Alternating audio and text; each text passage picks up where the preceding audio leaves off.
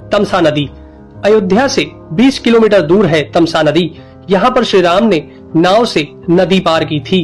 श्रृंगवेरपुर तीर्थ। प्रयागराज से 20 से 22 किलोमीटर दूर श्री राम श्रृंगवेरपुर पहुँचे, जो निषादराज गुह का राज्य था।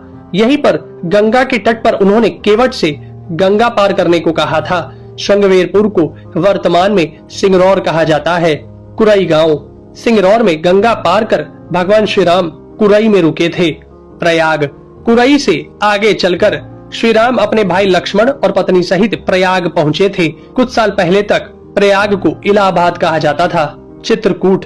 प्रभु श्री राम ने प्रयाग संगम के समीप यमुना नदी को पार किया और फिर पहुंच गए चित्रकूट। चित्रकूट वह स्थान है जहां श्री राम को मनाने के लिए भरत अपनी सेना के साथ पहुंचे थे, क्योंकि राजा दशरथ का देहांत हो चुका था।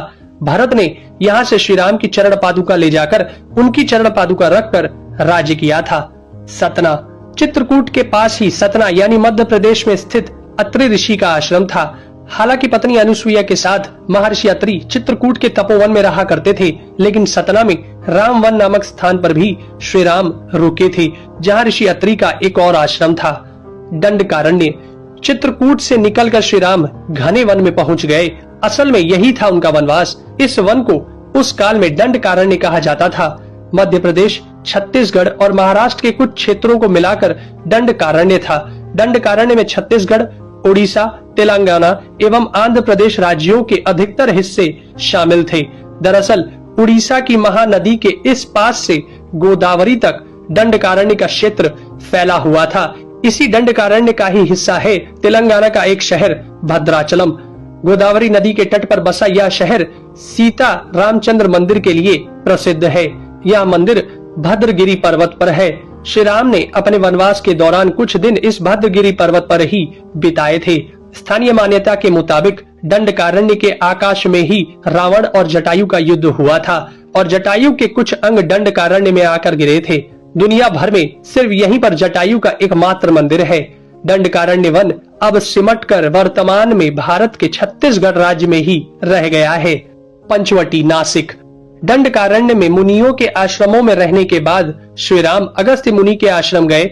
यह आश्रम नासिक के पंचवटी क्षेत्र में है, जो गोदावरी नदी के किनारे बसा है। यहीं पर लक्ष्मण ने सूर्पनखा की नाक काटी थी। श्री राम ने खरवादूषण के साथ युद्ध किया था। गिद्धराज जटायु से श्री राम की मैत्री भी यहीं हुई थी। वाल्मीकि रामायण अरण्य कांड में पंचवटी का मनोहर वर्णन मिलता है। सर्वतीर्थ। नासिक क्षेत्र में ही सूर्पनखा की नाक कटी तथा मारीच और खरवादूषण के वध के बाद ही रावण ने सीता का हरण किया और जटायु का भी वध किया था, जिसकी स्मृति नासिक से 56 किलोमीटर दूर ताकेड़ गांव में सर्वतीर्थ नामक स्थान पर आज भी संरक्षित है। जटायु की मृत्यु सर्वतीर्थ नाम के स्थान पर हुई, जो नासिक जिले से इगतपुरी तहसील के ताकेड़ गांव में मौजूद है। इस स्थान को सर्वतीर्थ इसलिए कहा गया क्योंकि यहीं पर मरणासन्न जटायु ने सीता माता के बारे में बताया। राम जी ने यहाँ जटायु का अंतिम संस्कार करके पिता और जटायु का श्राद्ध तर्पण किया था। पर्णशाला। पर्णशाला तेलंगाना के खम्माम जिले के भद्राचलम में स्थित है। यह रामालय से लगभग 1 घंटे की दूरी पर स्थित है। पर्णशाला को पंचशाला या पंचशाला भी कहते हैं। पर्णशाला गोदावरी नदी के तट पर स्थित है। यही वह स्थान है जहां से सीता जी का हरण हुआ था। हालांकि कुछ मानते हैं कि इस स्थान पर रावण ने अपना विमान उतारा था। इस स्थल से ही रावण ने सीता को पुष्पक विमान में बिठाया था, यानी सीता जी ने धरती यहाँ छोड़ी थी। इसी से वास्तविक हरण का स्थल यह माना जाता है।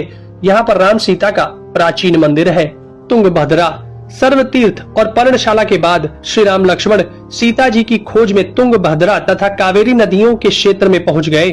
तुंगभद्रा एवं कावेरी नदी क्षेत्रों के अनेक स्थलों पर वे सीता जी की खोज में गए। शबरी का आश्रम।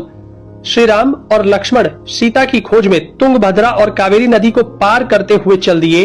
जटायु और कबंध से मिलने के पश्चात वे ऋषिमुख पर्वत पहुंचे। रास्ते में वे पंपा नदी के पास शबरी आश्रम भी गए, जो आज केरल में स्थित है। पंपा तुंगभद्रा नदी का पुराना नाम है। इसी नदी के किनारे पर हम्पी बसा हुआ है। रामायण में हम्पी का उल्लेख वानर राज्य किष्किंधा की राजधानी के तौर पर किया गया है। केरल का प्रसिद्ध शबरीमलय मंदिर तीर्थ इसी नदी के तट पर स्थित है। ऋषिमुख पर्वत। मलय पर्वत और चंदन वनों को पार करते हुए वे ऋषिमुख पर्वत की ओर बढ़े। यहाँ श्री राम ने हनुमान और सुग्रीव से भेंट की, सीता जी के आभूषणों को देखा और बाली का वध किया। ऋषिमुख पर्वत वाल्मीकि रामायण में वर्णित वानरों की राजधानी किष्किंधा के निकट स्थित था। ऋषिमुख पर्वत तथा किष्किंधा नगर कर्नाटक के हम्पी जिला बेल्लारी में स्थित है। पास की पहाड़ी को मतंग पर्वत माना जाता है। इसी पर्वत पर मतंग ऋषि का आश्रम था जो हनुमान जी के गुरु थे। कोडिकरई। हनुमान और सुग्रीव से मिलने के बाद श्री राम ने वानर सेना का गठन किया और लंका की ओर चल पड़े। तमिलनाडु की एक लंबी तट रेखा जो लगभग 1000 किलोमीटर तक विस्तारित है, कोडिकरई समुद्र तट वेलांकनी के दक्षिण में स्थित है, जो पूर्व में बंगाल की खाड़ी और दक्षिण में पाल्क स्ट्रेट से घिरा हुआ है। यहाँ श्री राम की सेना ने पड़ाव डाला और श्री राम ने अपनी सेना को कोडिकरई में एकत्रित कर विचार विमर्श किया, लेकिन श्री राम की सेना ने उस स्थान के सर्वेक्षण के बाद जाना कि यहाँ से समुद्र को पार नहीं किया जा सकता और यह स्थान पुल बनाने के लिए उचित भी नहीं है। तब श्री राम की सेना ने रामेश्वरम की ओर कूच किया। रामेश्वरम समुद्र तट एक शांत समुद्र तट है और यहाँ का छिछला पानी तैरने और सन बाथिंग के लिए आदर्श है। रामेश्वरम प्रसिद्ध सनातन तीर्थ केंद्र है। भगवान श्री राम ने लंका पर चढ़ाई करने के पहले यहाँ भगवान शिव की पूजा की थी। रामेश्वरम का शिवलिंग श्री राम द्वारा स्थापित शिवलिंग है। धनुषकोडी या धनुषकोटी। 3 दिन की खोजबीन के बाद श्री राम ने रामेश्वरम के आगे समुद्र में वह स्थान ढूंढ निकाला जहाँ से आसानी से श्रीलंका पहुँचा जा सकता हो। उन्होंने नल और नील की मदद से उक्त स्थान से लंका तक का पुनर्निर्माण करने का फैसला लिया। धनुषकोडी भारत के तमिलनाडु राज्य के पूर्वी तट पर रामेश्वरम द्वीप के दक्षिणी किनारे पर स्थित एक गांव है। धनुषकोडी पनबन के दक्षिण पूर्व में स्थित है। धनुषकोडी श्रीलंका में तलेमन्नार से करीब 18 मील पश्चिम में है। इसका नाम धनुषकोडी इसलिए है कि यहाँ से श्रीलंका तक वानर सेना के माध्यम से नल और नील ने जो पुल यानी राम सेतु बनाया था, उसका आकार मार्ग धनुष के समान ही है। इन पूरे इलाकों को मन्नार समुद्री क्षेत्र के अंतर्गत माना जाता है। धनुषकोडी ही भारत और श्रीलंका के बीच एकमात्र स्थलीय सीमा है जहाँ समुद्र नदी की गहराई जितना है, जिसमें कहीं कहीं भूमि नजर आती है। नुवारा एलिया पर्वत श्रृंखला। वाल्मीकि रामायण के अनुसार श्रीलंका के मध्य में रावण का महल था। नुवारा एलिया पहाड़ियों से लगभग 90 किलोमीटर दूर बांद्रवेला की तरफ मध्य लंका की ऊंची पहाड़ियों के बीचों बीच सुरंगों तथा गुफाओं के भंवर जाल मिलते हैं। यहाँ ऐसे कई पुरातात्विक अवशेष मिलते हैं जिनकी कार्बन डेंटिंग से इनका काल निकाला गया है। श्रीलंका में नुवारा एलिया पहाड़ियों के आसपास स्थित रावण फॉल, रावण गुफाएं, अशोक वाटिका, खंडहर हो चुके विभीषण के महल आदि की पुरातात्विक जांच से इनके रामायण काल के होने की पुष्टि होती है।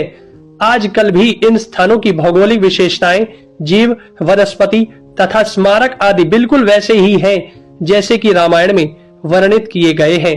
दोस्तों, ये सब जानने के बाद भी कुछ लोग तर्क दे ही देंगे कि प्रभु श्री राम काल्पनिक